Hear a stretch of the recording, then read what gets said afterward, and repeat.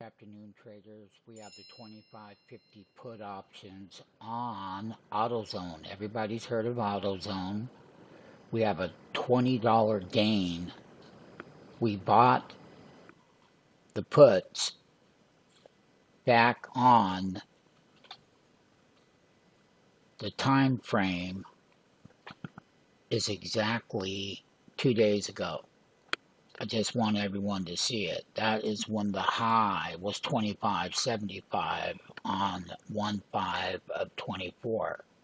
And we've been holding it. We broke below the 200-day moving average and the 100-day simple moving average.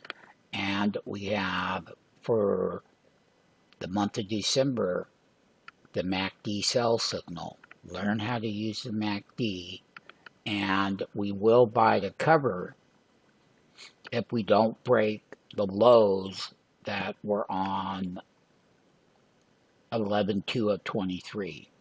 And that low was 24.9150.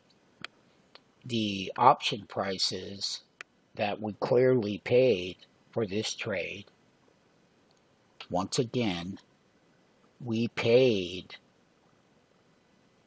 $31 for these contracts.